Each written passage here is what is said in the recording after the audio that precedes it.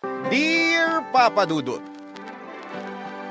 naranasan niyo na bang pagmukhaing pangit ng isang tao? Ako kasi, oo. At ang masakit pa nito ay sinabi yon sa akin ng lalaking mahal ko. Aaminin ko na habang sinusulat ko ang parteng ito ng aking kwento ay bumabalik. Yung kirot na naramdaman ko noon na pilit ko namang ibinabaon na sa limot ngayon. Pero siguro ay ganon talaga at may proseso ang mga bagay. Naniniwala ako na darating ang araw na babalik ang tiwala ko sa sarili ko at muli akong haharap sa salamin ng hindi na sinasabing pangit ako at walang silbi. Bago ko umpisahan ang pagkukwento ay magpapakilala muna ako. Tawagin niyo na lamang po ako sa pangalang Anet, 35 years old at tubong La Union. Pero dito na ako nakatira sa Manila at isa akong nurse. Nadiskubre ko ang programa ninyo noong minsang nag-send ng link sa akin ng pinsan at best friend kong si Christine ng isa sa mga istorya ninyo sa YouTube. Sakto, naka-quarantine ako dahil sa COVID-19 kaya naiinip ako. Simula noon ay nagustuhan ko na ang istoryang tampok ninyo, pero hindi ko naisip na ako mismo ang magpapadala ng sulat sa inyong istasyon. Magsisimula ang lahat noong 2023 kung saan ay isang taon na ang nakakalipas simula nang maghiwalay kami ng long-time boyfriend kong si Mikey. At kahit ganoon na yon katagal ay hindi pa rin ako makausad. Sobrang gumuho ang mundo ko sa mga nangyari. Na naapektuhan na nga ang buong katawan ko. Humina ang immune system ko kaya mabilis akong dinapuan ng iba't ibang sakit. Sa sobrang lala ng nangyari sa akin ay na-diagnose din ako na may depression, Papa Dudut.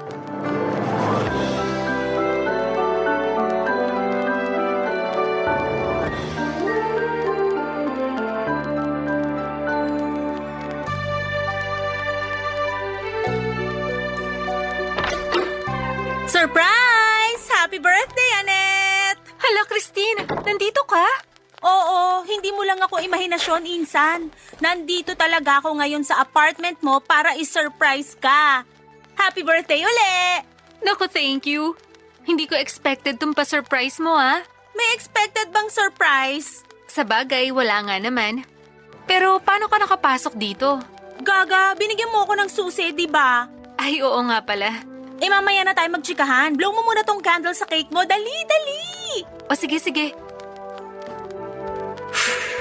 Yay! Happy birthday uli! Thank you, Insan. Lapag muna natin tong cake sa mesa. Teka. Liga, muna tayo sa sofa. Ikaw talaga? Nag-abala ka pang pumunta dito? Don't tell me galing ka pang La Union yan. Malamang. May mga pasalubong ako sa bag ko. Bigay ko mamaya. Pero kasi miss na nga kita. Alam mo namang ikaw lang yung pinsan na kasundo ko eh. Sus, inuto mo pa ako. Pero seryoso, bakit napaluwas ka? Yung totoo? Oo. Nakipagkita ako sa boyfriend ko eh. Taga Manila kasi siya. Tapos ayun, naisip kong bisitahin ka na rin dito sa apartment mo. Sakto, tinaon ko talaga na birthday mo. Kaya ako nandito ngayon. Sandali. Boyfriend? Correct. Taga Manila? Check! Gamit ang ballpen na pink! You mean, bago na naman to? Nadali mo! Galing naman ang pinsan ko! Galing ka dyan. Kaka-break mo lang nung nakaraang buwan ah. Nakakagulat meron ka nung dinadayong boyfriend dito sa Manila. Huwag ka nang magulat. Sa ganda ko ba namang to? Saka anong gusto mo? Pagluksaan ko ng matagal yung breakup namin ng ex ko last month? Aba, hindi ako ganong klase ng babae, no? Mabilis lang akong makamove on. Ako kasi ganong klase ng babae. Ay, insan naman. Siyempre, magkaiba tayo. Hindi ko naman kinukumpara sarili ko sa'yo. Nasa'yo lahat ng oras sa mundo para mag-move on sa Mikey na yan. Oo, pero naiinggit lang ako sa'yo. Naiinggit ka sa akin? Bakit? Kasi sabi mo nga, mabilis ka lang makapag-move on. Ako kasi kahit na 1 taon na kaming hiwalay, feeling ko kahapon lang nangyari. Kahit na anong gawin ko, sariwa pa rin yung sakit. Kainis naman kasi yung ex mong mukhang unggoy eh. Hoy, sobra ka naman sa mukhang unggoy. Totoo naman ah. Akala mo kung sino? Hayaan mo na. Pass na rin naman. Kahit na, pag naaalala ko mga pinagsasabi nun, nababanas pa rin ako. Parang gusto kong puntahan dun sa Japan at tampalin ng patabingi, pataas, saka pailalim.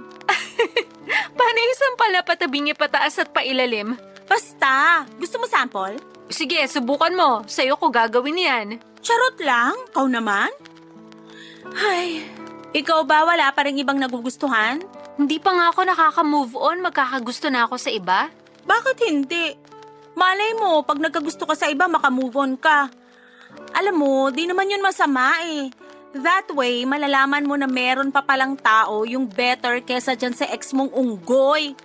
Kaya kung ako sa'yo, lumandi ka, girl. Huwag mong pigilan sarili mo na maranasang ma-inlove at mahawakan uli ng lalaki. Uy, bastos mo naman. Wow, 17 years old? Ipapaalala ko lang sa'yo, 34 ka na, ante. Ay, oo nga pala. Basta ha, subukan mo uli. Lande is the key. Papadudot masaya ako na sinorpresa ako ni Christine sa birthday ko. Kaya niyaya ko siya na magstay muna sa apartment ko since work from home naman siya. Pumayag naman siya kaya masaya ako, Papadudot. Hindi ko lang basta boyfriend si Mikey, naging live-in partner ko rin siya for 3 years. Pero bago kami nagsama sa isang bubong, college sweetheart na talaga kami. Buong akala ko ay siya na yung lalaking mapapangasawa ko at magiging tatay ng mga anak ko. Admin staff si Mikey sa isang private company sa Mandaluyong. Pero vocal na talaga siya sa kagustuhan niyang mag-ibang bansa. Pero dahil minimum wage earner lamang siya at breadwinner pa ay hirap siyang makaipon ng pera na pangasikaso ng mga papeles niya. Kaya nga tinulungan ko siya since may ipon naman ako at suportado ko siya. Sa pangarap niyang yon, Papadudot. Sabi niya sa akin gusto niyang mag-ipon para makapagpagawa na kami ng sariling bahay na titirhan namin pag bumuo na kami ng pamilya namin. Bukod doon ay pinangakuan niya rin ako ng kasal pag uwi niya dito sa Pilipinas. Maraming pangarap si Mikey para sa amin pero lahat ng yon ay napako. Pagkalipas ng 3 buwan nung dumating siya doon sa Japan, napansin ko kasi tumamlay ang komunikasyon namin at lagi niyang dahilan ay ang pagiging busy niya sa trabaho. Siyempre, inunawa ko yon dahil may trabaho rin naman ako pero lalong lumala ang sitwasyon namin. LDR na nga kami tapos ay lagi pa kaming nag-aaway. Apektado na rin ako habang nasa duty at may sa ilang beses nang umiyak sa CR ng ospital kapag break time dahil kay Mikey at sa mga misunderstandings namin. Tapos nalaman ko na lamang na may iba na siyang babae. Matapos isend sa akin ang katrabaho niyang Pinoy din ng litrato nilang dalawa ng babae niya. Nakokonsensya raw itong katrabaho niya na makitang niloloko ko ni Mikey kaya gumawa siya ng paraan para malaman ko. Kinompronta ko ang ex-boyfriend ko tungkol sa litrato na yon. Pero pinabulaanan lamang niya at sinabihan akong praning at mapagduda. Pero nagpatuloy ang panlalamig niya sa akin hanggang sa dumating yung punto na kinausap na niya ako para makipaghiwalay. Siyempre, tumutol ako. Ayoko pero ininsulto niya ako. Pinagsalitaan ang mga masasakit at masasama at aaminin kong tumagos yun hanggang sa buto ko. At kapag naaalala ko yon ay nanliliit ako, Papadudot. Yun ang dahilan kung bakit bumaba ang kumpiyansa ko sa sarili ko at kapag nakikita ko ang mukha ko sa salamin ay nandidiri ako. Iniisip ko ang lahat ng mga pangit na sinabi sa akin ni Mikey kaya niya ako hiniwalayan. Halimbawa noon ay ang mukha raw akong manang, pagod na pagod, stress, at kung ano-ano pa. Pero dahil makulit si Christine ay sinubukan ko pa rin makipagkilala sa iba. Tama naman siya sa sinabi niya na pinipigilan ko lamang ang sarili ko na ma-in-love. Natatakot kasi ako na masaktan ulit kaya gusto ko na sanang protektahan laban dito ang sarili ko. Pero na-realize ko na hindi naman masama ang sinabi niya. wala namang masama kung susubukan ko ulit. Kaya nag-install ako ng dating app. At doon ay nag-cruise ang landas namin ni Rondel. Mas bata siya sa akin ng 2 taon at isang business owner.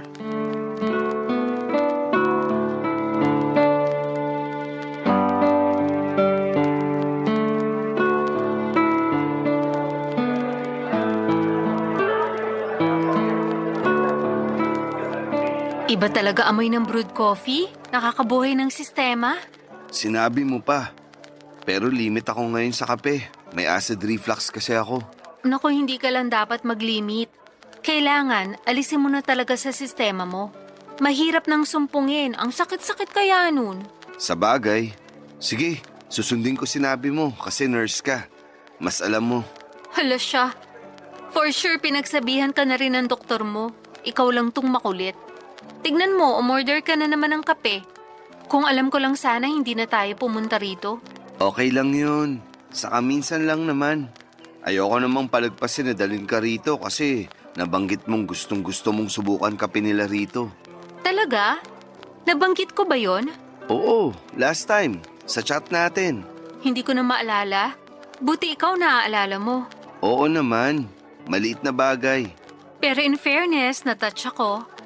I mean, dun pa lang sa naaalala mo kaya sinama mo sa date natin ngayon tong coffee shop.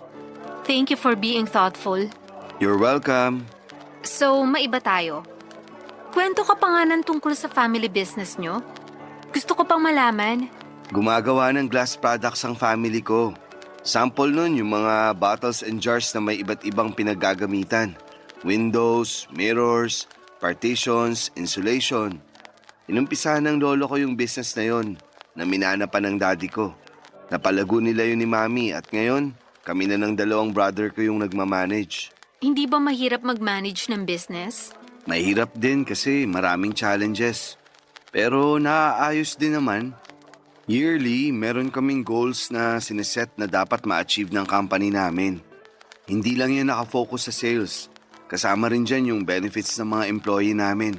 Kasi sila ang backbone ng negosyo. Laging sinasabi ng lolo at daddy ko na pahalagaan namin ang aming mga tauhan. Dahil sila ang bumubuhay sa negosyo. Totoo naman, kaya ginagawa namin lahat ng makakaya namin ng mga kapatid ko para mabigyan sila ng patas na benepisyo at karapatan. Nakakatuwa naman. Bilib na ako sa inyo. Sana ipagpatuloy niyo ang pangangalaga sa kapakanan ng mga employee niyo. Lalong pagpapalain ng negosyo.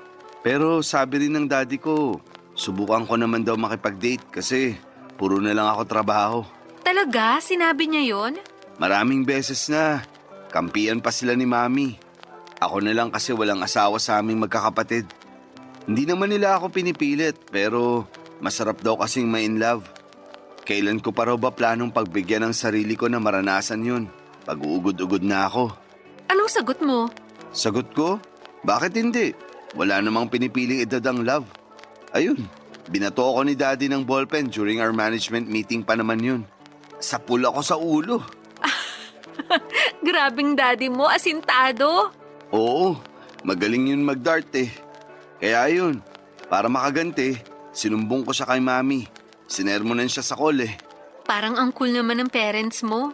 Cool talaga sila. Bukod doon, napaka down to earth.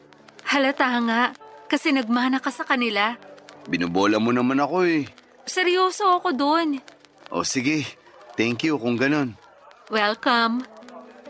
May dimple ka pala, no? Ah, oo, meron nga. Nice. Ngiti ka palagi. Para lagi mong makita? Parang gusto ko na lang tuloy sabihin na may pagkamahangin ka. Huwag naman. Sige ka, tampo ako. Ay, wow. Joke lang. Ikaw naman magkwento tungkol sa trabaho mo.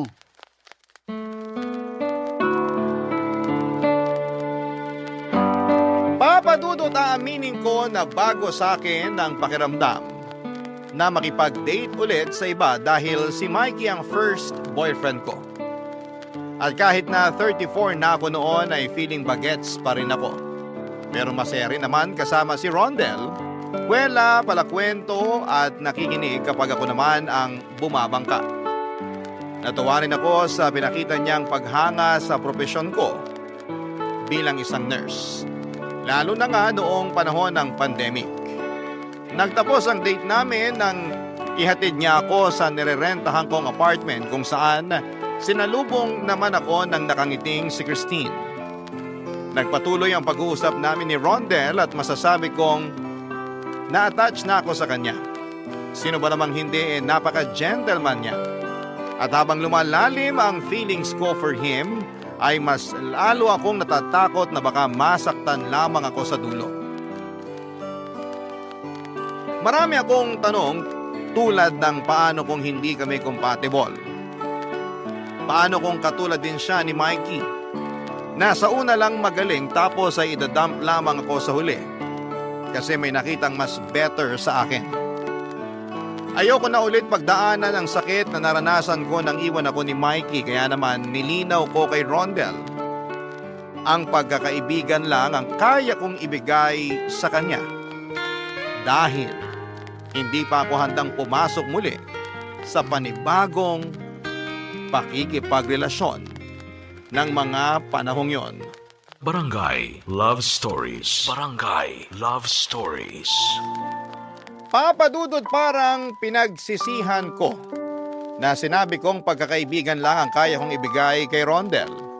Kasi habang tumatagal ay hinahanap-hanap ko na ang presensya niya. Siguro kay na-fall na ako sa kanya sa loob ng 2 linggo naming pag-uusap. Pinaramdam niya kasi sa akin na mahalaga ako at kaibig-ibig. Kumbaga'y nawala lahat ng pagdududa ko sa sarili ko dahil sa pagmamahal niya. Pero ako lang tong natatakot na sumubok ulit at makipagrelasyon. Kung tatanungin ninyo ako kung ano ang nagustuhan ko kay Rondel ay masasabi kong marami. Bukod sa artistahin niyang itsura ay napakabait din niyang anak sa mga magulang niya. Kaya nga mahal na mahal ko noon ang ex-boyfriend ko kasi mabuti rin siyang anak sa nanay niya na mag-isang nagtaguyod sa kanilang 5 magkakapatid. Laging sinasabi ni Mikey na gusto niyang bumawi sa mama niya at ibigay dito ang lahat ng kaginhawahan na deserve nito. At magagawa lang niya yon kapag nakapag-abroad siya. Kaya nga hindi ako makapaniwala na lolokohin niya ako. Kasi pinangakuan din niya ako na babawi siya sa akin at sa mga tulong ko sa kanya. Hindi naman ako naniningil pero umasa pa rin ako sa mga sinabi niya. Kaya nga ang sakit-sakit na lahat ng yon ay hindi niya tinupad sa akin, pero sa iba, tinupad niya.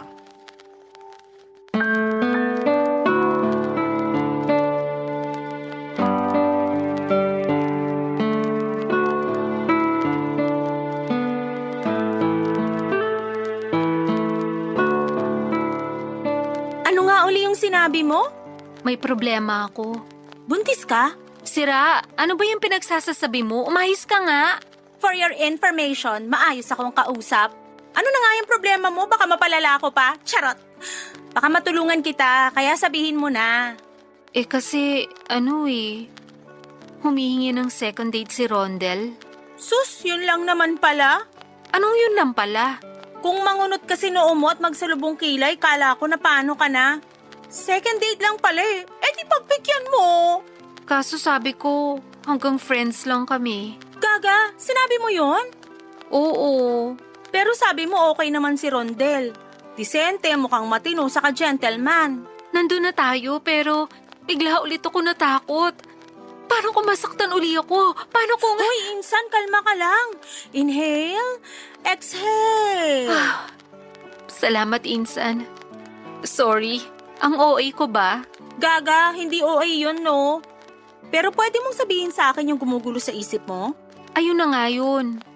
Natatakot ako na baka pag pinagbigyan ko si Rondel, lalo ako mahulog sa kanya. Wait! Stop! Hindi na nga ako nagsasalita eh. Ulitin mo nga yung sinabi mo. Alin ba dun? Yung natatakot ako? Hindi yan, forward pa. Yung dulo. Yung pagkatapos nung pinagbigyan mo si Rondel. Lalo akong mahulog sa kanya? Ayun nga! So, ibig sabihin, nahuhulog ka na sa kanya. In love ka na, Insan. Oo, pero Pero ano? Walang mangyayaring masama sa'yo. Kaya wag mong pigilan na lalong ma-inlove kay Rondel. natatakot nga ako. Hindi ka ba nakikinig? Hindi lahat ng lalaki katulad ni Mikey. Ramdam ko na mabait talaga si Rondel, kaya wag mo naman siyang i-judge na kaugali ng mokong mong ex-boyfriend. Ang unfair nun sa kanya, lalo na sinabi mong in love ka na rin. Sa bagay, may punto ka. Pero paano ko ba sasabihin sa kanya? Na alin? Na gusto ko naman talagang pumayag sa second date namin, pero nahihiya kasi ako. 'Di ba? Sinabi ko nga sa kanya na hanggang friends lang kami. Sus, kahit naman magkaibigan, nagde-date pa rin. Pumayag ka lang, tapos kunin mo yung sign kung gusto mo pang i-pursue yung relationship nyo. For sure may rason kung bakit magkausap pa rin kayo hanggang ngayon at gusto kanyang makadate uli kahit na sinabi mo sa kanya na friends lang kayo. Go girl! Ganun ba yun? Oo, maniwala ka sa pinsan mong maganda. Baka sinasabi mo lang yan kasi gustong-gusto mo na ako magka-jowa ah. Bakit naman hindi? Sabi ko nga, ramdam ko na mabait yang si Rondel. Gwapo pa. Alam mo may kamukha siyang artista sa GMA. Basta meron talaga. Pero sige na, pumayag ka na. Makipag-date ka na uli. Ay, o sige. Sana lang talaga walang mangyaring masama. Walang mangyayaring masama. Ganyan din inisip mo nung unang date nyo, pero umuwi ka ritong malapad ang ngiti na hindi mawala-wala hanggang kinabukasan. Huwag mo nang subukang i-deny. Grabe namang observation skills yan, Insan. Syempre naman. Kilig na kilig ka pa nga no na parang akala mo bumalik ka sa pagiging teenager. Parang nahiya na tuloy ako. Hay nako, huwag ka nang mahiya. Ako lang naman to. Saka happy nga ako na happy ka na uli. Sige, sabihin na natin na konting frustrated at confused, pero mas nananaig yung happiness talaga. Ramdam ko sa aura mo. Talaga? Oo nga, at deserve mo yan. Ay, namiss ko talaga na makita kang in love, Insan. Kaya nga, sana wag mong pigilan sarili mo na maranasan uli. But this time, pang matagalan na. Magdilang anghel ka. Oo naman. So paano? Push na yan ha? Second date na to! Papadudot aaminin ko na may point naman si Christine sa mga sinabi niya. Hindi nga naman tama na patuloy ko pa rin itali ang sarili ko kay Mikey at hayaan na siya lang yung maging masaya sa piling ng iba. Naisip ko na baka may dahilan kung bakit nakilala ko si Rondel.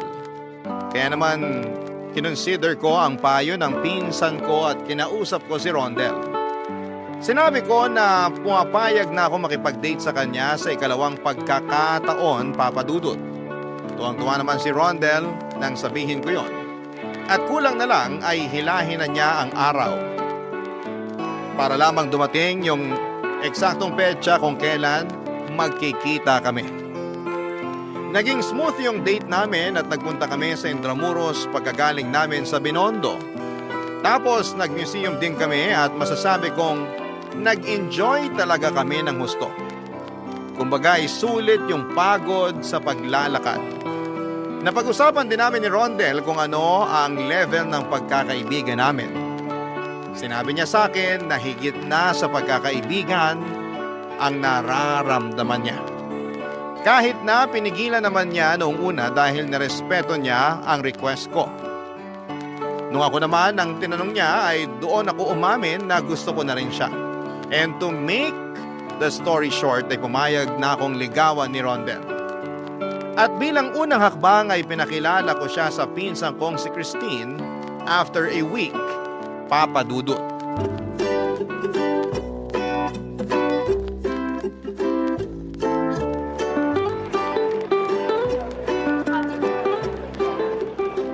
Rondel, siya nga pala si Christine. Yung kwento ko sa yung pinsan ko at best friend na rin at the same time. Dito muna siya ng ilang buwan. Wala kasi akong kasama. Hi Christine, maraming nakwentong magandang bagay tungkol sa'yo si Annette. Nice to finally meet you. Nice to meet you rin. Naku, sana nga maganda talaga yun. Mamaya pati kalukuhan ko, chinika niya sa'yo. Grabe ka naman sa akin, Insan. Eme lang, ikaw naman. Pero Rondel, Seryoso ka ba talaga sa panliligaw mo sa pinsan ko? Kasi kung hindi, ngayon pa lang, sabihin mo na. Seryoso ako sa panliligaw ko kay Annette. Totoo yung feelings ko sa kanya. Dapat lang. Kasi lagot ka talaga sa akin pag sinaktan mo pinsan ko. Hindi naman siguro gagawin ni Rondel yun. Huwag mo na siyang takutin. Hindi ko naman siya tinatakot. Kinakausap ko lang siya ng masinsinan. Naiintindihan ko naman kung bakit. Overprotective lang sa'yo ang pinsan mo. Correct! Mabuti pa, bili ka muna ng merienda dun sa convenience store. Mag-uusap lang kami nitong manliligaw mo. Pinapaalis mo ko? Oo. Sige na, go, go, go. Kuha ka na lang ng pera sa wallet ko. Bili ka kahit ano. Okay, pero huwag mong tatakutin si Rondel ah. Oo na. Palagay mo sa akin.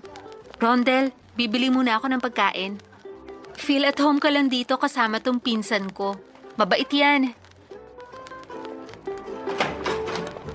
Pasensya ka na ah. Di naman kita intensyon na takutin or what. OA lang tong si Annette, pero alam mo kasi, may pinagdaanan na yan na medyo nakakasira ng ulo. Kaya kung dadagdagan mo pa, ako na mismo nagsasabi sa'yo na lagot ka sa akin. Nakwento ba niya sa'yo yung tungkol sa ex-boyfriend niya? Nabanggit lang niya na masaklap daw yung hiwalayan nila kasi ng babae. Oo, ang tagal-tagal na nila. Akala nga namin sila na yung endgame. Kasal na lang kulang sa kanila pero niloko niya lang pinsan ko. Ang masahol doon, pinagmukha niya pang pangit. Ang sakit-sakit marinig kay Annette yung mga sinabi sa kanya nung damukol na Mikey na yon. Kaya pag naaalala ko yun, nanggigigil pa rin ako. Ay, kasi hindi yun totoo. Ang ganda-ganda ng pinsan ko. Mabait siya, mabuting tao. Masipag na nurse tapos gaganunin lang siya nung lalaking minahal niya. Nakakalungkot lang talaga na may mga taong ubod ng sama. Akala mo wala silang pinagsamahan ni Annette. Ayoko na uli makitang nasasaktan yung pinsan ko ng todo-todo kaya sana ingatan mo siya at alagaan. Yun naman yung ginagawa ko kahit na hindi pa kami. Mahal ko na siya at seryoso yung nararamdaman ko sa kanya. Buti naman. Yun lang din yung kailangan kong marinig sa'yo. Alam ko na di na bata si Annette, pero kung nandito parents niya, ganito rin sasabihin nila sa'yo. Masaya ako na meron siyang pinsan na nag-aalala sa kapakanan niya. Umasa ka na tatratuhin kong mabuti si Annette. Namamahalin ko siya ng buong buo at iingatan ko ang kanyang puso. Aasahan ko yan. Pag yung pangako mo, binali mo, naku! Humanda talaga yung leeg mo. Charot lang. Baka sabihin mo, tinatakot na talaga kita. Nandito na ako. Buti walang pila sa cashier, kaya mabilis lang ako nakapagbayad. Ano binili mo? Merienda natin. Anong pinag-uusapan niyo ni Rondel? Wala naman. Pinapirma ko lang siya ng kasunduan na kapag sinaktan ka niya, mananagot siya sa akin. Huy, seryoso? Siyempre, biro lang. Pero kinausap ko lang siya na sana mahalin ka niya at alagaan pag naging kayo. Totoo yun. At sabi ko, oo. Kasi mahal na kita kahit di pa tayo.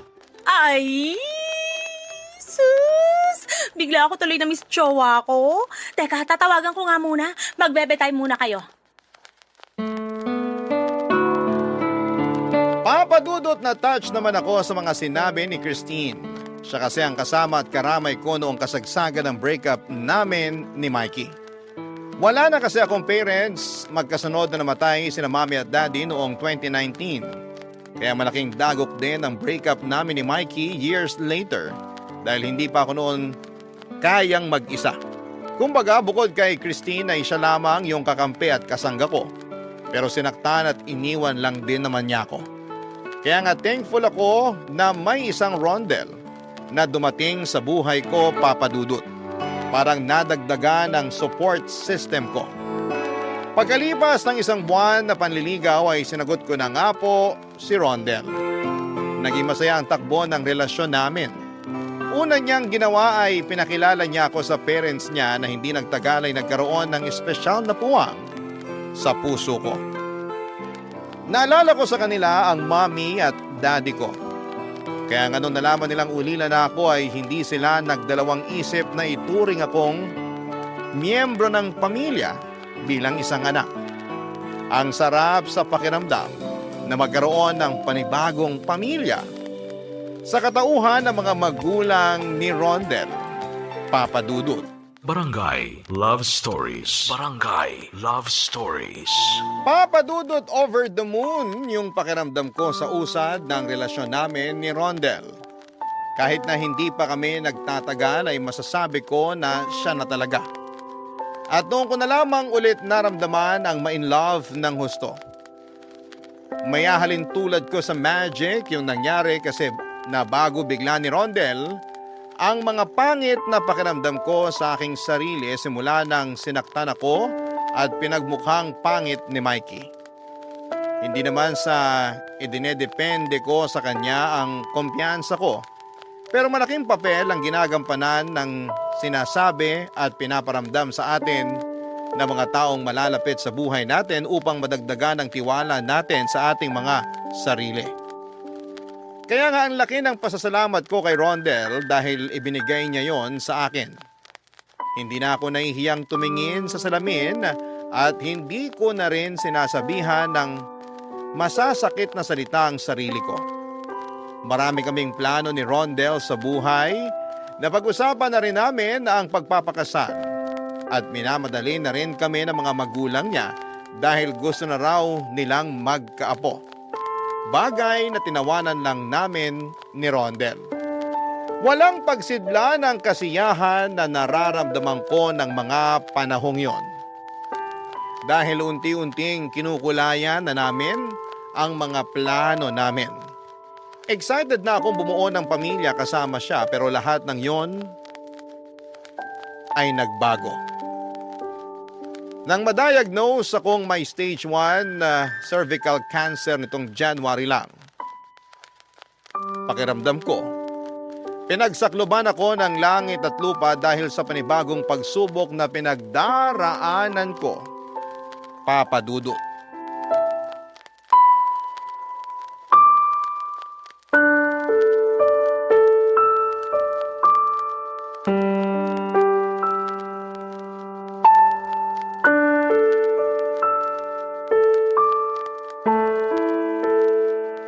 Thank you sa pagsama kanina sa akin sa ospital, ah. Busy kasi si Christine, may meeting siya. Ano ka ba? Wala namang kaso yun. Masaya ako na nasamahan kita. Pero feeling ko nakakaistorbo ko sa'yo. Kasi marami ka pang dapat gawin sa company nyo, di ba? Oo, pero nandun naman sina daddy sa mga kapatid ko. Mas importante ka, Anet. Huwag mong sabihin yan. Sino lang ba ako? Ikaw lang naman ang girlfriend ko. Ewan ko pero hindi ko talaga mapigilan mag-isip ng ganun eh.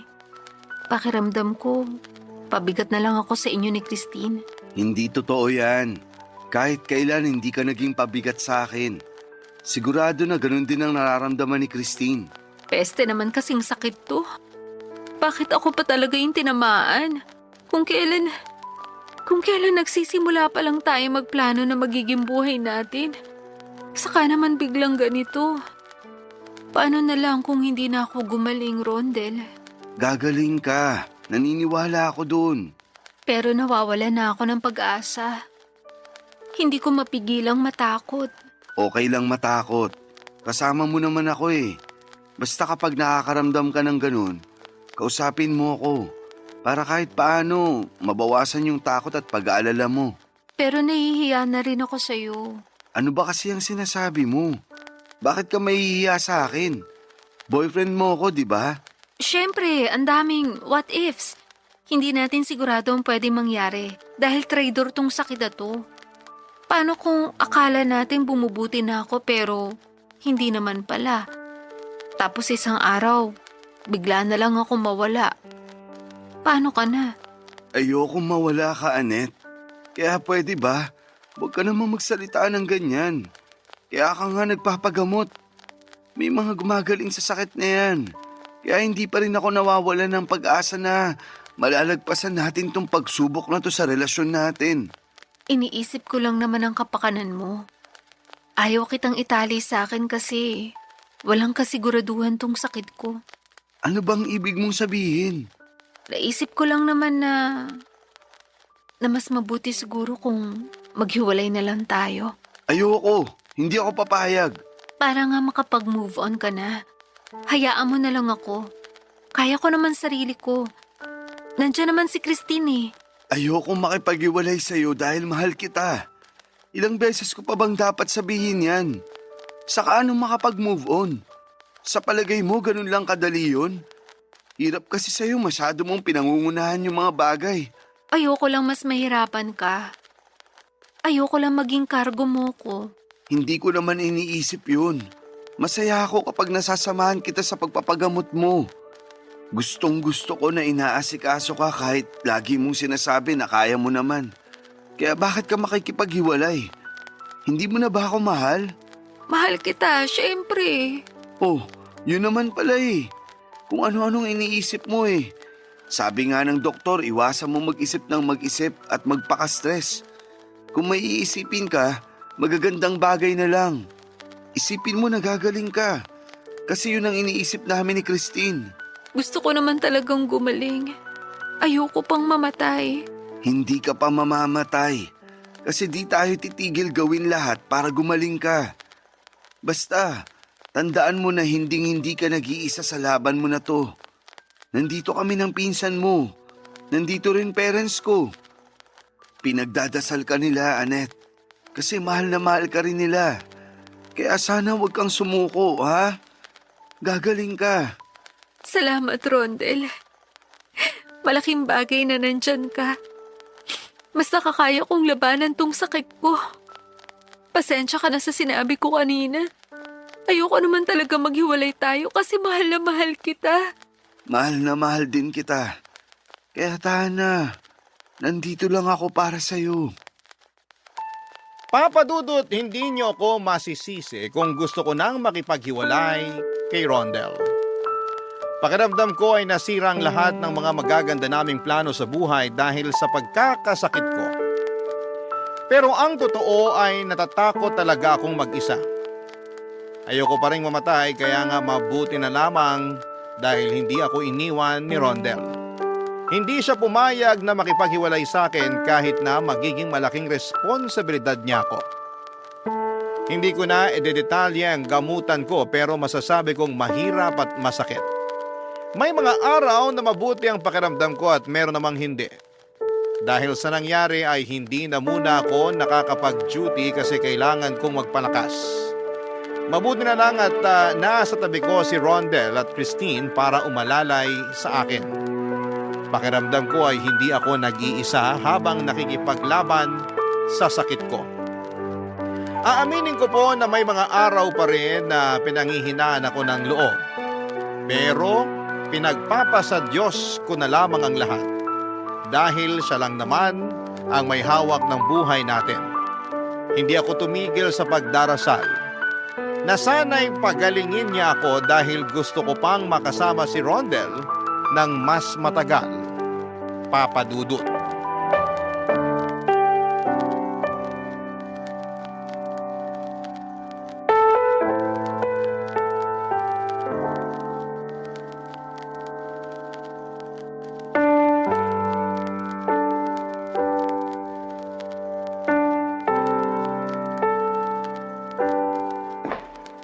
Oy, ano to?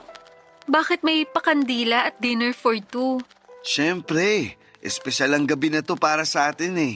Espesyal? Birthday mo ba? Hindi pa naman, di ba? Hindi pa rin naman natin anniversary. Oo, pero mamaya ako na sasagutin yung mga tanong mo. Upo ka muna rito. Teka, ipag-uurong kita ng upuan. Ayan, Thank you. Upo ka na rin. sige. Matanong ko lang, sino nag-set up nito? Ang ganda. May pabulaklak pa. Kinuntsaba ko si Christine. Since pupunta tayo sa ospital ngayong araw, kinuha na niya yung oportunidad para mag-ayos dito. At bakit may pa-dinner date ka?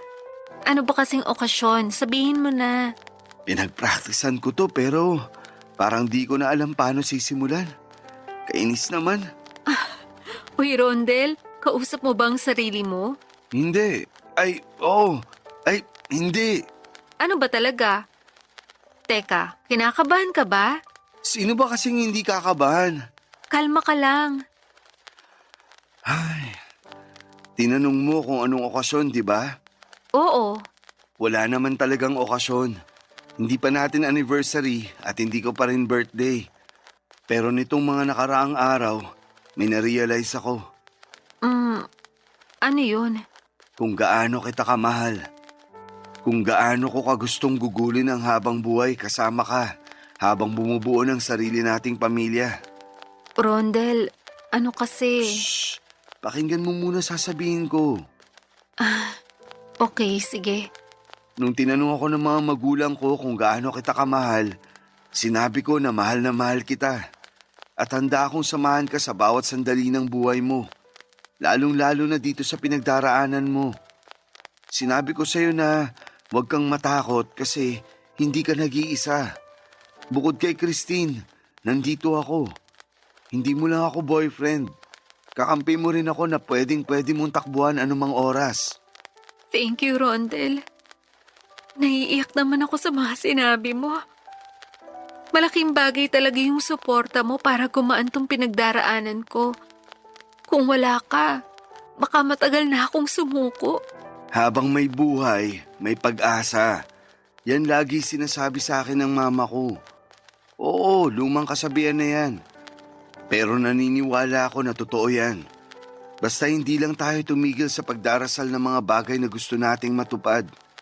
Kaya nga sinabi ko sa mga magulang ko na gusto ko nang hingi ng kamay mo para maging asawa ko. At pumayag naman sila. Tinanong ko rin si Christine kung sang-ayon siya. Oo naman daw. May tiwala siya sa akin. Kaya ngayon, ikaw naman ang tatanungin ko, Annette. Pumapahayag ka bang maging asawa ko? Oo, Rondel. Pumapayag ako. Talaga? Talaga? Ang cute mo, pero oo nga. Talagang talaga. Thank you, Annette. I love you so much. I love you so much din. At thank you rin sa pagmamahal mo sa akin. Akin na daliri mo. Isusuot ko muna tong singsing sa'yo. Ayan. Ang ganda-ganda naman ito. Maganda yan. Pero mas maganda ka pa rin. Naku, ito na naman po ang fiancé kong bolero. Hindi kaya kita binobola. Nagsasabi lang ako ng totoo. Oo na, dyan mo ko nakuha sa matatamis mong salita. Pero seryoso, kinikilig ako. Excited na ako maging asawa ka. Excited na rin ako. Tingnan mo, naiiyak ulit ako.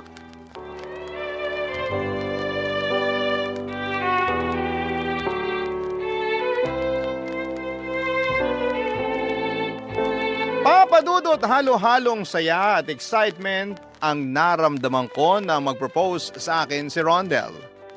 Feeling ko tuloy ay ako na ang pinakamagandang babae ng gabing yon. Hindi lang kasi ako makapaniwala na matutupad ang matagal ko ng hiling na maikasal sa lalaking mahal na mahal ko.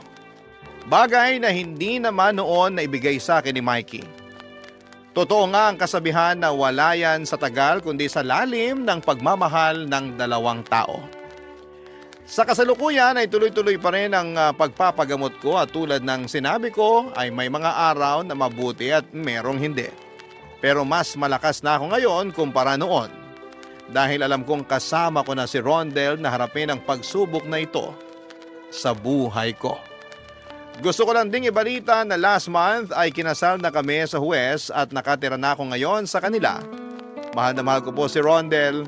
Siya yung lalaking ibinigay ng Panginoon sa akin bilang sagot sa mga panalangin ko.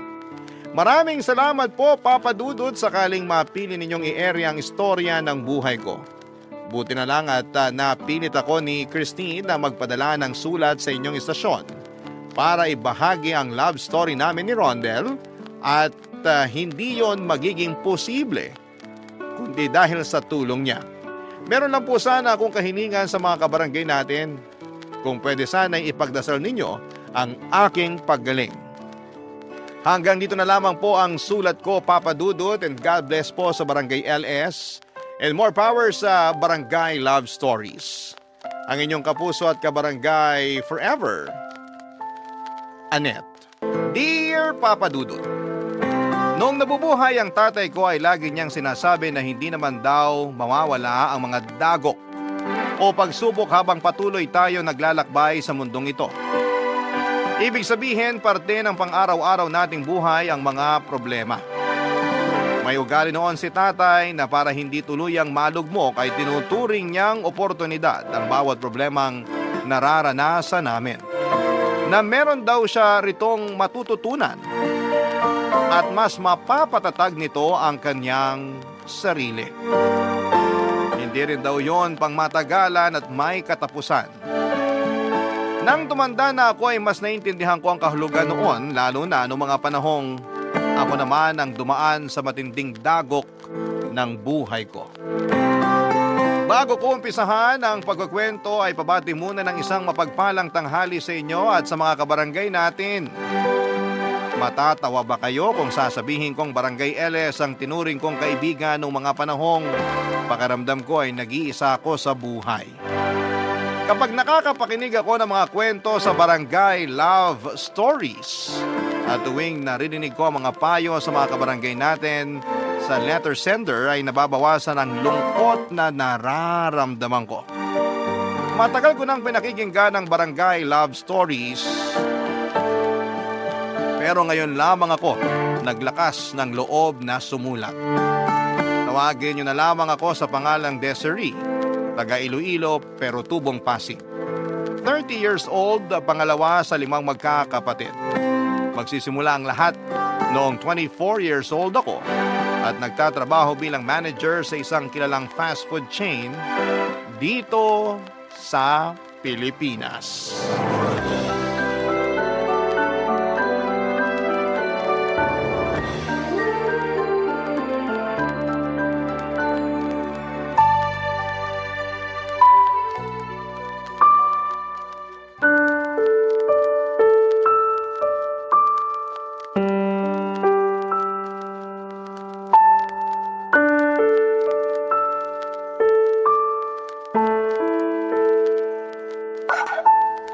Bakit walang pagkain?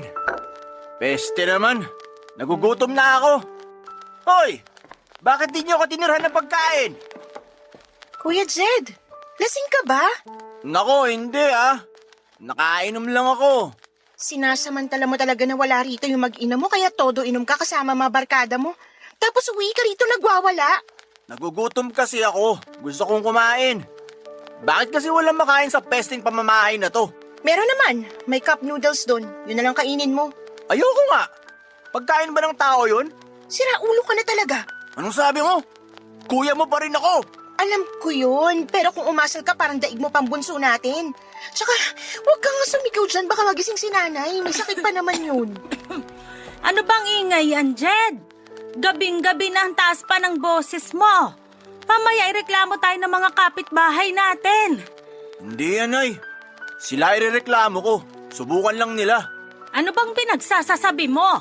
Basta, yun na yun. Bingin nyo naman eh. Lasing na naman po yan si kuya. Sinabi nang hindi nga ako lasing eh. Nakainom lang pero... Ay, mahabagin! Jed, tumayo ka nga dyan sa sahig, bata ka! Di na po ako bata. 27 years old na ako, Nay. Pero isip bata ka pa rin kahit matanda ka na. Hala, nagdudugo na mo! Malamang tumama yan sa kanto ng upuan. Naku naman! Ay, anak, huwag ka nang tumunga nga dyan. Ikuha mo ng bulak at gamot tong kuya mo para sa sugat niya. Sige po, Nay. Malayo yan sa bituka. Pwede ba tumigil ka na nga dyan? Desiree, ang tagal mo naman. Dali-dalian mo, aba! Ito na po yung medicine kit, Nay. Ay, anong gagawin ko dyan? Ipaglagay mo ako ng gamot sa bulak. Sige po. Ano ba yan? Lahat kailangan sabihin sa'yo ay kita mo na ngang may sugat ang kuya mo? Hindi ko naman po kasalanan kung bakit siya may sugat, kaya wag po kayong magalit sa akin. Ah, basta. Akin na yung bulak. Dali! Ay, Jed, nak. Masakit to, ha? Hihipan ko na lang para di masyadong mahapde. Oh. Aray ko, Nay! Aray ko naman! Ay, huwag ka ngang malikot. Baka malagyan kong mata mo. Ayoko na po niyan. Ang sakit-sakit kaya. Ikaw na nga ginagamot ni nanay, ikaw pa may ganang gumanyan? Ano bang problema mo, ha? Bakit lagi ka nalang may sinasabi sa lahat ng ginagawa ko?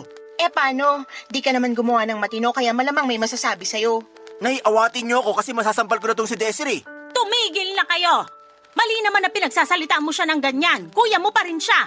Wala naman po akong ginawa sa kanya, nagsabi lang ako ng totoo. Kahit na. Hindi ka na lang sana nagsalita. Kita mong lasing yung kuya mo. Minsan hindi mo rin ginagamit kokote mo eh. Ano na? Naghihintay ako ng sorry mo. Sorry, kuya. Yan, ganyan nga. Tandaan mo kasi na ako pa rin ang kuya mo. Kaya dapat igagalang mo ko kahit na manager ka dun sa pinagtatrabahuhan mo. Tama na yan. Matulog ka na lang, Jed.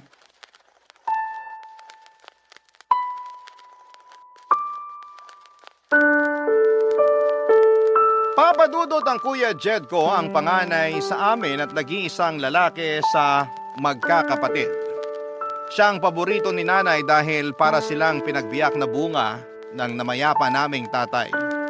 Ang nakakainis lang ay kinukonsinti pa rin siya ni nanay sa mga kalokohan niya at kinakampihan sa mga baluktot niyang katuwiran. 2 taon lang ang tanda ni Kuya sa akin pero pamilyado na siya. May boyfriend naman ako for 3 years. May isang anak na si Kuya sa kinakasama niya at nakatira sila sa amin.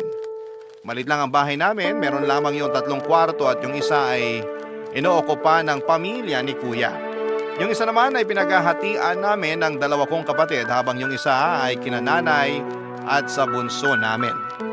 Dating electrician sa barko ang tatay namin bago siya nadisgrasya sa pinagtatrabahuhan niya. Kaya maaga siyang nagretiro at nag-business na lamang sila ng parisan ni nanay. Doon nila kinuha ang pera para maipatayo ang 2 palapag naming bahay. Pero nasimot lahat ng ipon ng mga magulang ko nung nagkaroon ng pancreatic cancer si Tatay Papa Dudut. 2 taon din niya yung nilabanan bago siya sumakabilang buhay. Nalugi na rin ang negosyo namin dahilan kaya huminto kami sa pag-aaral ni Kuya Papa Dudut. Mula noon ay nagsimula na kaming magtrabaho. Ako bilang serbidora sa fast food sa Pasig at si Kuya naman bilang warehouse staff sa isang planta sa Rizal. Pero nag-working student ako noong kumikita na ako ng pera at nakapagtapos naman ng kolehiyo. Tapos itinuloy ko na magtrabaho sa fast food chain na pinapasukan ko at doon na nagsimula ang training ko para maging isang manager. Habang unti-unting gumaganda ang takbo ng karera ko, bigla namang nag-asawa si Kuya at nagkaroon siya ng panibagong responsibilidad, Papa Dudut. Sa kabila ng lahat ay mahal ko pa rin ang pamilya ko dahil sila na lamang ang meron ako. Saka laging sinasabi sa akin noon ni tatay na alagaan ko raw si nanay at ang mga kapatid ko. Dahil maloko si Kuya kaya hindi niya masyadong maasahan. At bilang panganay na babae, ako raw ang dapat na tumayong huwaran sa mga mas nakababata ko pang kapatid. Kaya nung namatay si tatay, tinandaan ko lahat ng mga sinabi niya. At kahit na masakit sa ulo kasama sina nanay at kuya sa bahay, tiniis ko na lamang yon dahil mahal ko sila.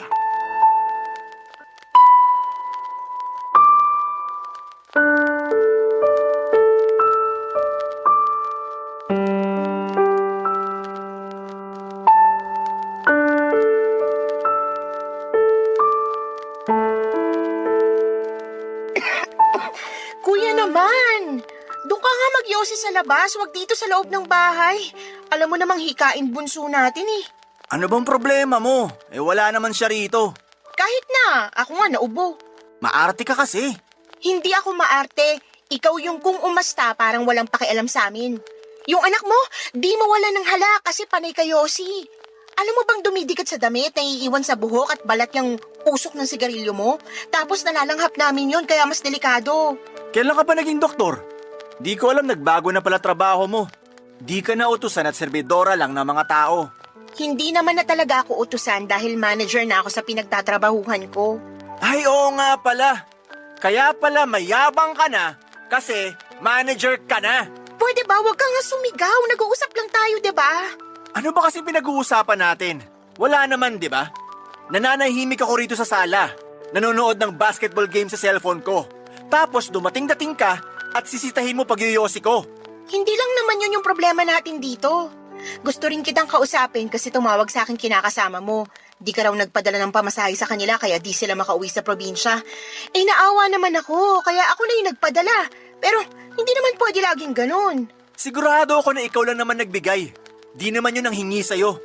Kung manunumbat ka, sana di ka na nag-abot.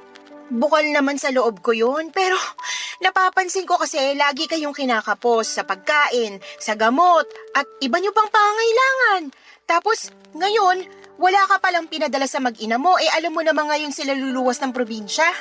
Walang natira sa sinahod ko eh. Laki ng kaltasan sa opisina namin. Tapos may mga binayaran pa akong utang. Bakit may pambisyo ka kung wala na palang natira sa sahod mo? Nilibre lang ako ng mga kaibigan ko. Maniwala sa'yo. Galante ka sa ibang tao pero sobrang kuripot mo naman sa amin, pati sa pamilya mo. Alam ko na ikaw na naman yung naglabas ng pera at gumastos sa inuman nyo ng isang araw, pati na rin kagabi, kaya wala kang pera. Ano ba kasing pakialam mo kung saan ko ginagastos pera ko? Pera ko yun, hindi yun sa'yo. Tsaka, kapal naman ang mukha mo ang pakialaman pati pagbibisyo ko eh. Wala ka namang ambag. Tsaka ka na magsalita kung ikaw na tumutustos sa pang-alak at pang-yosi ko. Bakit ko naman gagawin yun? Ano ka, hilo? Aba, hilu-hiluhin ko mukha mo eh. Nag-aaway na naman ba kayo? Dinig na dinig ko boses nyo sa labasan. Nakakahiya kayo, ha? Si kuya lang naman po yung sumisigaw, Nay. Ang hinahinahon ko rito. Paano hindi sisigaw? Nakakabwisit ka. Wala po akong ginawa dyan, ha? Sinaway ko lang na wag nang magyosi rito sa bahay kasi nauubo ako sa usok. Tapos pinagsabihan ko rin tungkol sa pagbibisyo niya kasi lagi na lang silang kapos. Narinig nyo, Nay? Napaka-pakialamera ng anak nyong yan.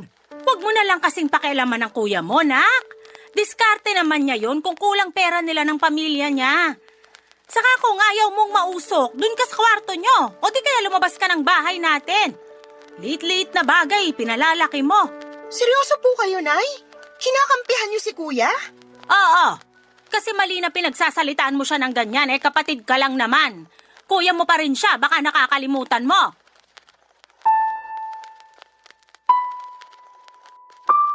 Nakakainis lang kasi ako pa rin ang lumalabas na masama na nang pinagsabihan ko si Kuya Jed tungkol sa pagbibisyo niya. Concern lang naman ako sa pamilya niya dahil nakikita kong kinakapos na sila at mas nahihirapan ako dahil kargo ko sila. Ang gusto ko lang naman ay tulungan niya ako sa pagtataguyod ng pamilya pero lumalabas na kasama pa siya sa responsibilidad ko. Kaya nga malaki ang tampo ko kay nanay nang kampihan niya pa si kuya dahil unfair noon para sa akin, Papa Dudut.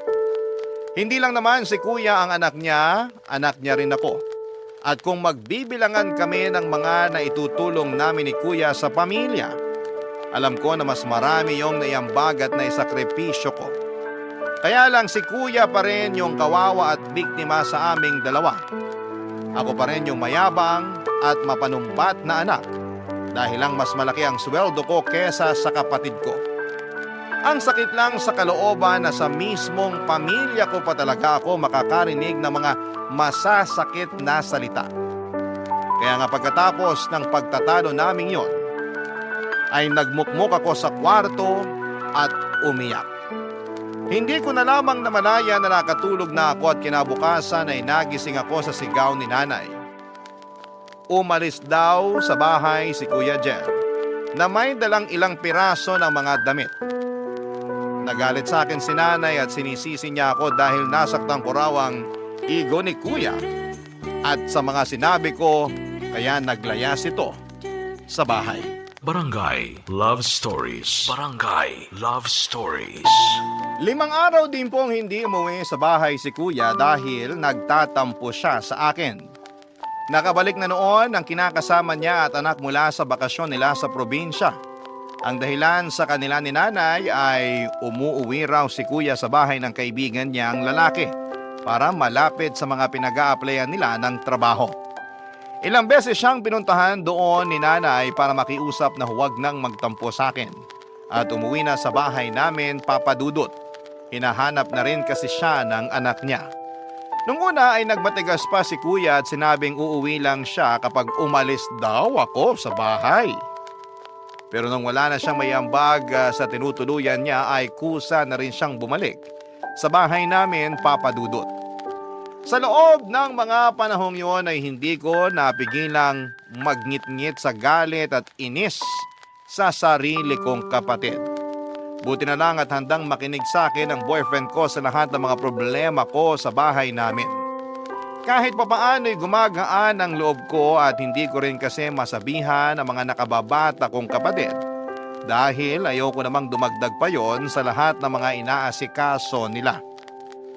Gusto ko ay focus lamang sila sa pag-aaral nila at ayoko rin na magalit sila sa nanay at kuya namin. Kaya naman sinolo ko na lamang lahat ng bigat sa dibdib at sama ng loob na nararamdaman ko. Wala namang perpektong pamilya. Lahat may kapintasan at kakulangan, kaya alam ko na normal lang yung pinagdaraanan namin. Kaya nga sa huli pinatawad ko na lamang si kuya kahit na siya patong may ganang palabasin na ako ang kontrabida sa pamamahay namin, Papa Dudut.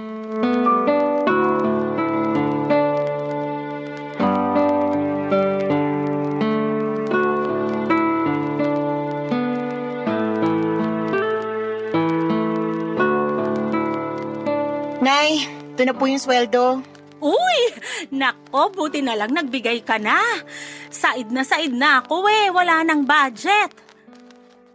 Teka, bakit kulang to? Nay, ako na po magbibigay sa mga kapatid ko ng baon nila. Ha? Bakit naman? Ako nagbibigay sa kanila, di ba? Opo, pero nagsabi kasi sa akin na kulang daw binibigay nyo at madalas pinagkakasya na lang nila sa pagkain at mga project nila sa school. Ay, naku naman. Napakagastos kasing mga bata. Nung panahon namin, di nga kami binibigyan ng perang pambaon ng mga magulang namin. Pero di naman kami kinakapos. Iba naman po yung panahon nyo sa panahon natin ngayon. Tsaka, nagmahal na rin ang mga bilihin kaya nagulat ako nung sinabi nila sa akin na kulang daw sa napagkasunduan nating allowance nila yung binibigay nyo. Saan nyo po ba ginagastos yung iba, Nay? Ha? Dito pa rin naman sa bahay. Syempre, kulang yung binibigay mong pangkain natin, kaya nagbabawas ako ng allowance ng mga kapatid mo. Maliit lang naman yon, purot lang, kaya wag kang magalit. Hindi naman po ako galit. Nagtatanong lang po ako. Nay, may pera ka ba dyan? Ha? Bakit? Anong gagawin mo? Lalabas kami ng mga barkada ko. Konting inom lang naman pero kinapos kasi ako eh. Nagbigay ako sa kinakasama ko kaya ayun. Wala akong pera, anak. Wala raw. Ano yung nasa bulsa nyo? Tsaka nangako kayo na bibigyan nyo ako ng pera pag binigyan na kayo ni Desiree. Ayan na ba yon? Akin na, dali! Ay, Yun! Malutong-lutong pa na 1,000. Salamat, Nay. Alis muna ako. Tama ba yung nakita ko? Binigyan nyo ng pera si Kuya, Nay? hindi ko naman binigay. Siya yung kumuha, nakita mo naman, di ba? Pero sabi niya nangako raw kayo sa kanya na bibigyan siya ng pera pag binigyan ko na kayo. Ibig sabihin, kaya kayo kinakapos sa budget natin kasi binibigyan niyo pa si Kuya.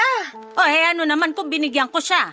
Kuya mo naman siya. Hindi niyo po kasi naiintindihan. Ginagamit lang niyang pambisyo yung perang hinihingi niya sa inyo, Nay. At baka nakakalimutan niyo na pera ko pa rin yan. Sa akin galing yan.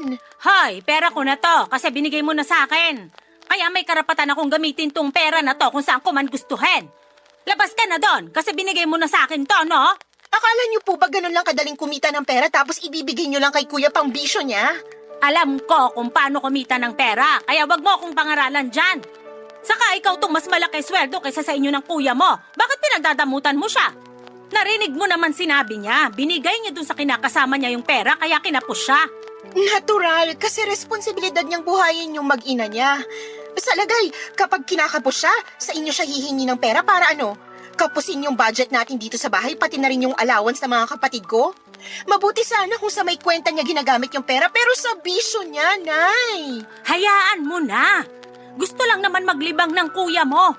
Nagkwento sa akin yon. Aburido siya sa trabaho nila kasi nasermonan sila ng bisor nila. Kaya gusto raw niyang uminom. Ay, ewan ko sa inyo, Nay. Parang lahat na lang ng ginawa ni Kuya tama sa paningin niyo. Ikaw lang naman tong laging nakikitaan ng mali kuya mo kaya madalas kayong nag-aaway. Huwag kang masyadong mayabang at huwag ka ring bastos sa kuya mo.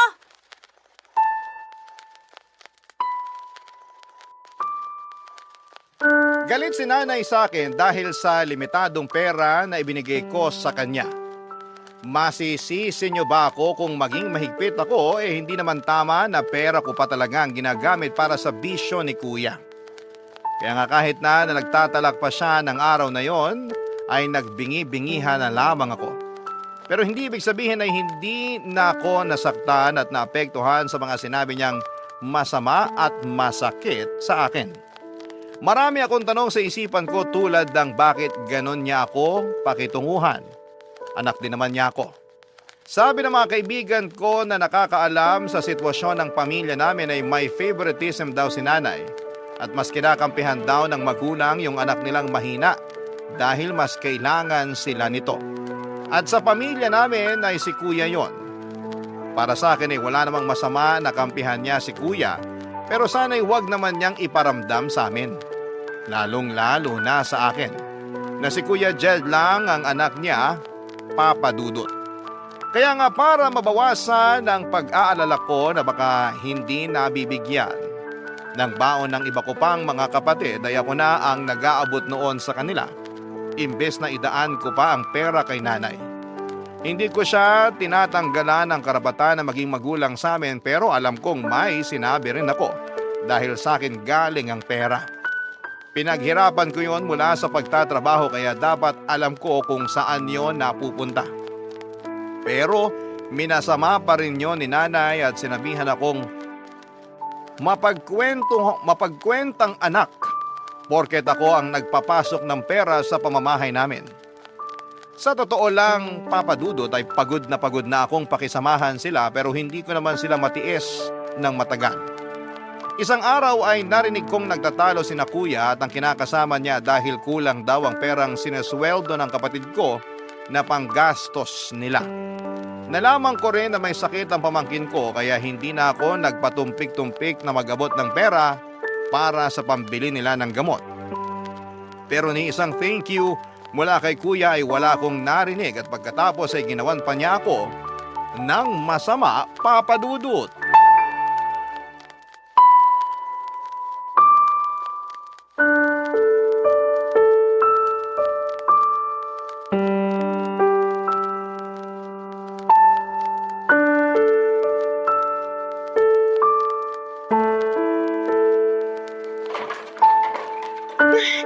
Hala, nasa na yun?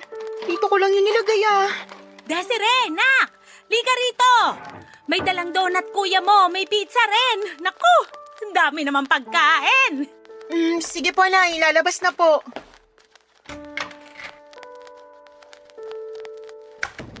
Kain lang kayo, Nay. Marami po yan.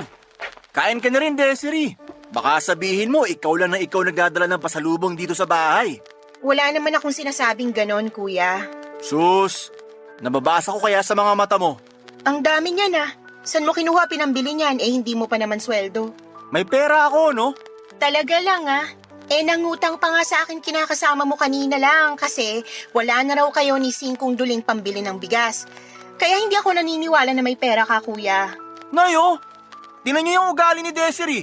Sumusobra na. Masisisi mo ba ako? Nakakapagtaka kasi. Sige nga, saan galing pinambili mo ng mga yan? Inutang mo, no? Hindi kaya... Binigay niyo, Nay? Wala na nga akong pera kasi tinitipid mo ko. Kung ganon, baka naman ninakaw mo. Pinagbibintangan mo ba ako?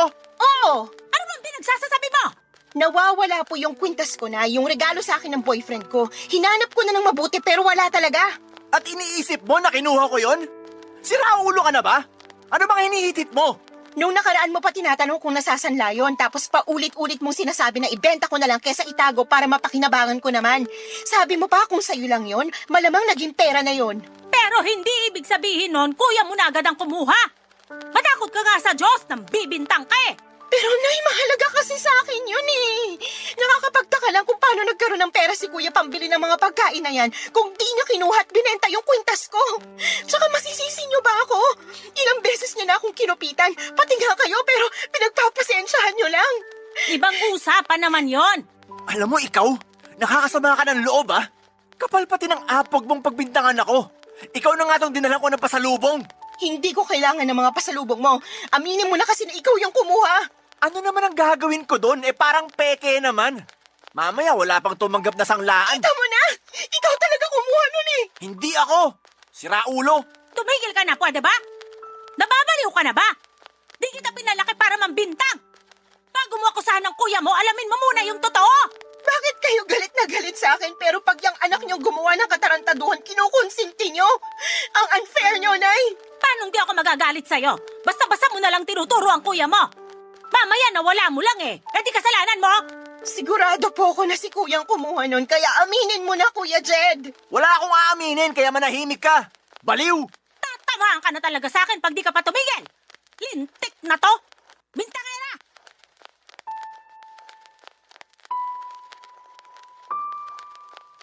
Papadudo, tulad ng sinabi ko ay hindi yun ang unang beses na nawalan ako ng gamit sa bahay namin at laging si Kuya Jed ang salarin. Ang halimbawa ng kinuha niya sa aking gamit ay yung tumbler na regalo sa akin ng kaibigan ko noong birthday ko. Nakita ko na lamang na ginagamit na ng kinakasama niya dahil tinatamad daw itong kumuha ng tubig na malamig sa ref kaya doon na lamang naglalagay ng yelo. Akala niya ibili yun ni Kuya at gusto niya sanang isauli sa akin pero ako na lamang ang tumanggi.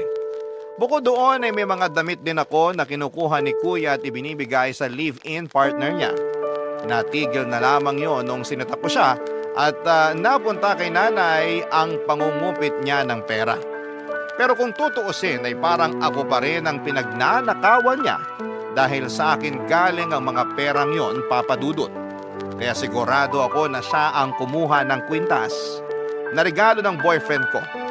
Kaso imbes na aminin ang kasalanan niya at humingi ng tawad ay nagmatigas si Kuya. Sinabihan niya ako ng hindi maganda at ang masahol pa doon ay kinampihan pa siya ng nanay namin. Kaya nga abot langit ang galit ko sa kanya at nadagdagan pa ang hinanakit ko.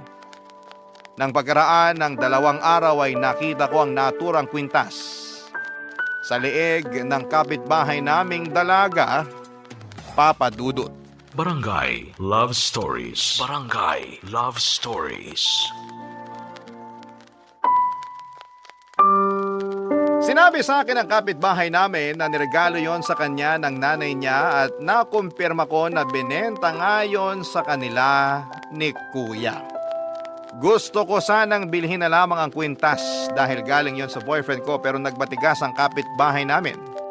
Gustong gusto niya raw kasi yon at hindi na sila makakabili ng ganon sa murang halaga. Naiyak na lamang ako nang hindi na naibalik sa akin ang kwintas at sinabi ko yon sa boyfriend ko. Nagalit siya sa kuya ko pero sabi rin niya na pabayaan ko na lamang dahil pwede naman niyang palitan yon. Sobrang sama ng loob ko sa kapatid ko na mga panahong yon. Kaya naman kinumpronta ko siya pero mas galit pa siya sa akin, Papadudot. Simula noon ay hindi ko na kinausap si Kuya Jed. Nawala na ako ng amor sa kanila ni nanay dahil kinampihan na naman siya ni nanay, Papadudot. Kahit na ginawa na ako nito ng masama. Kung ituring ko sila sa bahay ay para na lamang hangin pero sa totoo lang ay nasasaktan din ako pag ginagawa ko yon. Kaya lang ay wala na talaga akong lakas para kausapin at pakisamahan sila dahil sa mga ginawa at sinabi nila sa akin. Nagsorry naman sa akin ang kinakasama ni Kuya at nangako na babayaran na lamang yung kwintas. Pero ako na mismo ang tumanggi. Naisip kong palagpasin na yon. Pero hindi ko akalain na may gagawin na namang mas masahol pa doon ang Kuya Jed ko, Papadudot.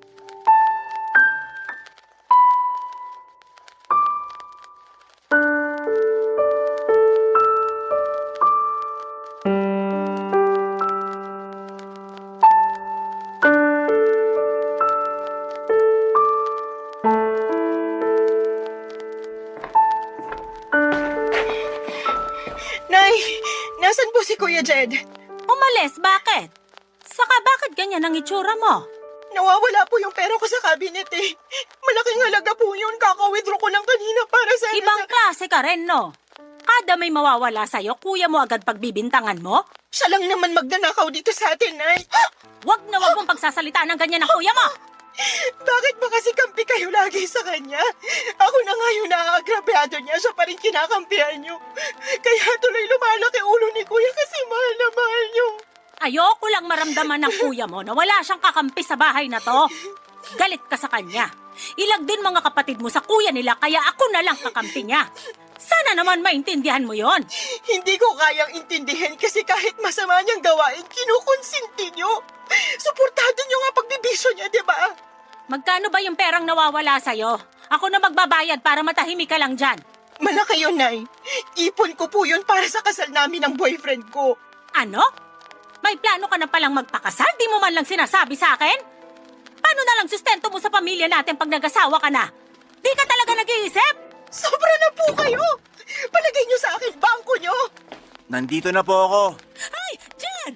Ano nangyari sa mukha mo? Bakit may pasa ka? Putok pa labi mo, nak! Napaaway lang. Pero ayos lang po ako, Nay. Ayos ba yung ihika-ika ka na rin maglakad? Sino yung gumulpi sa'yo? Ipapabarangay natin! Wag na po. Gulo lang eh. Ayoko lang nang inaagrabyado ka. Ayos na nga po, Nay. Wag na kayong OA dyan. Oh, bakit ganyan ka makatingin sa akin, Desiree? Kuya, nawawala yung perang kawi-withdraw ko lang. Aminin mo na, kinuha mo yun, no? Hiniram ko lang naman. Sinasabi ko na nga ba, ikaw yung nagnakaw noon? Hiniram ko lang naman. Ibabalik ko rin sa'yo. Pero hindi ka nagpaalam sa akin kaya pag nanakaw pa rin yon.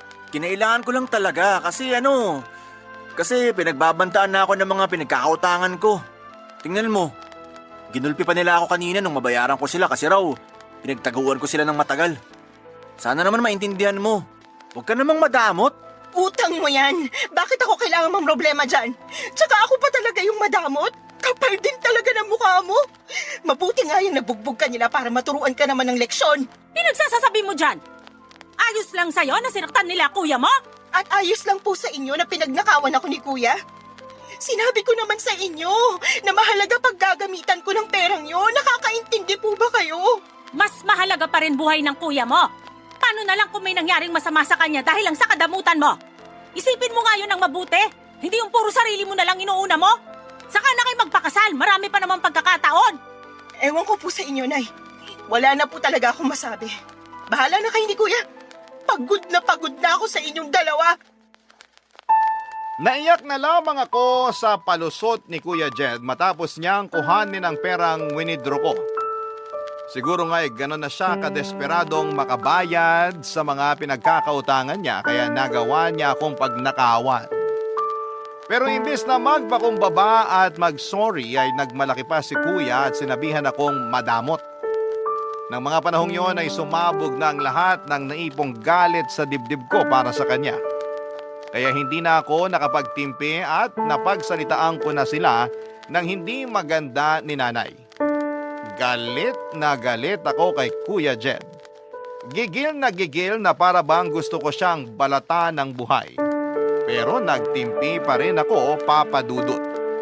Pagkatapos noon ay tinawagan ko ang boyfriend ko para magpasundo sa kanya. Hindi ko na kasi kayang matulog sa bahay namin kasama ang konsentidor kong ina at barumbado kong kuya.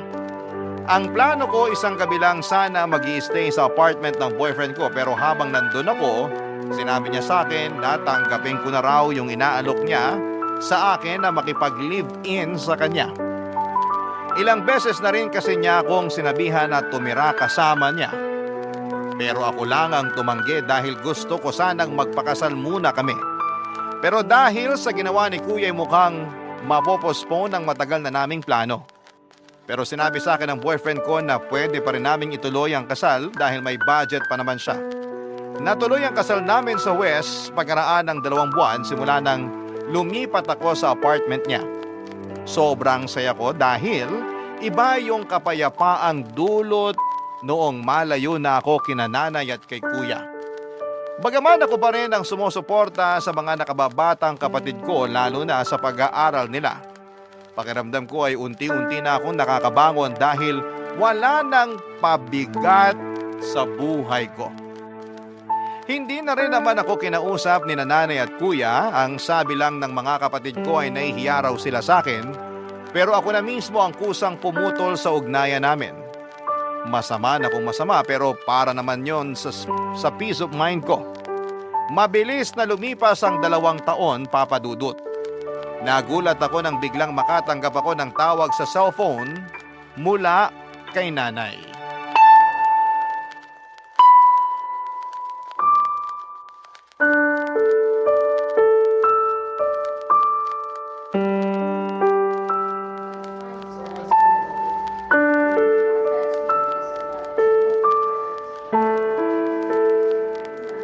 nangyari kay Kuya, Nay?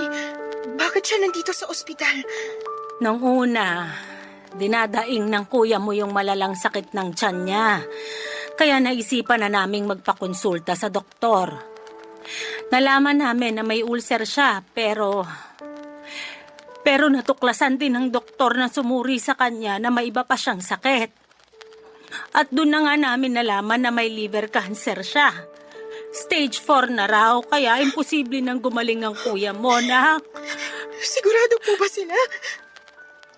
Mamaya mali naman yung diagnosis nila. Magpa-second opinion po tayo, Nay. Ginawa na namin yon at pareho pa rin ang resulta. Ito rin kasing kuya mo. Tagal na palang may iniindang sakit pero di nagsasabi.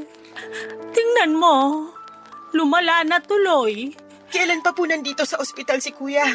Mag-iisang buwan na. Pero bakit ngayon niyo lang po sinabi sa akin, Nay?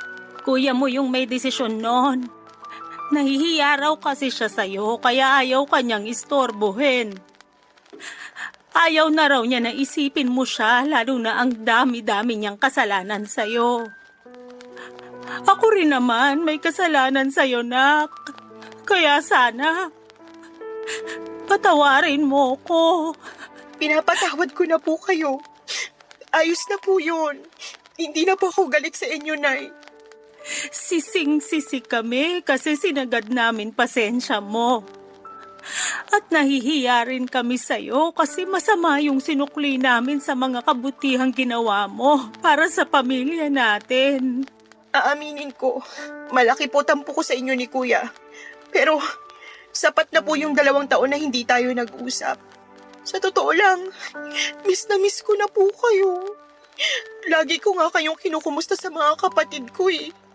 Wala lang talaga akong lakas ng loob na umuwi sa bahay natin para dalawin kayo. Natatakot din kasi ako na baka di niyo ako tanggapin at pagsalitaan niyo na lang ako na masakit eh. Sorry po, Nay. Kung umalis ako sa atin at iniwan ko kayo. Wala kang dapat ihingi ng tawad. Kami ang may nagawang mali sa'yo, nak. Siguro ito na yung karma namin, kaya nangyayari ito ngayon sa kuya mo. Hindi naman po siguro, Nay. Pero saan daw po ba nakuha ni Kuya yung sakit niya? Saan pa ba? Eh di sa bisyo niyang pag-inom ng alak. Kasalanan ko to eh. Kung hindi ko lang sana siya kinunsinti nun, di sana mangyayari to sa kapatid mo. Pabaya kasi kung ina, kaya nagkasakit siya ng ganyan. Huwag niyo na pong sisihin ang sarili niyo, Nay. Kailangan na lang po nating ipagamot si Kuya para gumaling siya kahit na sinabi ng doktor na wala ng pag-asa. Nasaan po ba yung kinakasama niya? Tsaka yung pamangkin ko? Nasa bahay yung pamangkin mo. Yung kinakasama niya, matagal na siyang hiniwalayan. Iniwan sa amin yung bata para sumama sa ibang lalaki. Ano po? Seryoso ba yan? Sawang-sawa na raw siya sa kuya mo kasi pulpol at walang pera. Kaya naghanap ng mayaman at sumama agad doon. Ay, ewan ko sa kanya. Ano ba yan? Napakamalas naman ni Kuya. Grabing dagok naman to sa kanya, Nay. Kaya nga sising-sisi ang kuya mo. Ngayon sinisingil na siya at wala na siyang magawa kasi parang doble o triple raw yung ganti sa kanya ng kapalaran. Awang-awa talaga ako sa kapatid mo, nak. Kung pwedeng sa akin na lang mapunta yung sakit niya, bakit hindi? Diba? Huwag niyo naman pong sabihin yan, Nay. Kailangan pa po kayo ng mga kapatid ko. Kailangan pa po namin kayo. Nandiyan ka naman eh. Ikaw nang bahala sa mga kapatid mo. Pagod na rin kasi ko.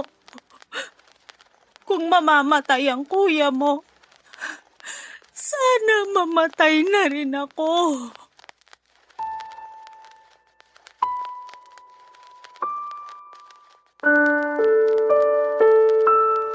Papadudot napaka-unfair ni nanay sa sinabi niyang yon. Biglang bumalik yung mga nawala kong tampo sa kanya pero inisip ko na baka pagod lamang siya at emosyonal ng araw na yon.